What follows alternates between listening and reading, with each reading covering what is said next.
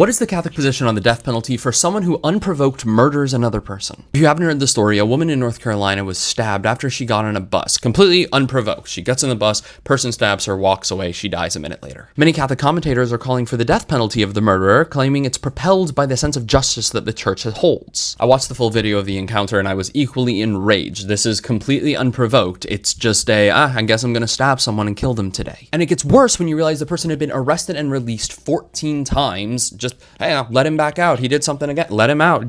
Let him out. To quote the newest saint in the Catholic Church, Pier Giorgio Frassati, we don't need charity. We need social reform. But is the answer to the circumstance putting the murderer to death? It even makes sense beyond this specific case, because if you show people, hey, if you do something like this, your life will be over, then that de-incentivizes people to commit these actions. They're going to say, I could just randomly wanton do this act, but guess what?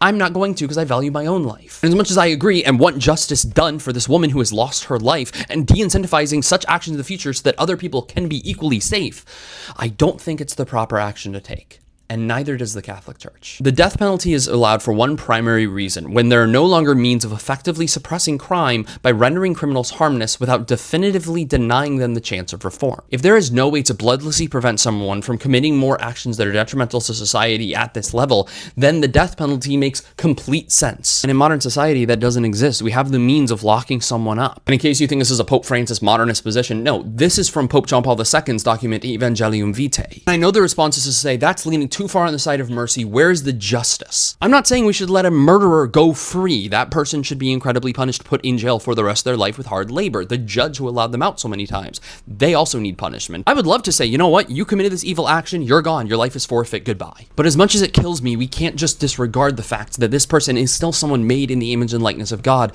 just like their victim was. Really, someone who commits this action is equally made in the image and likeness of God? Unfortunately, yes. That does not mean that you get to be void of any of the consequences from your actions. You still have free will. You are not the subject of some cosmic incidence of, oh, I'm just going to go do these things, and we don't do anything from it. Consequences must be had. And as much as it pains me to say it, we can't, in instances like this, just void someone's human dignity for the pursuit of justice. Justice must be had, but it must be done well.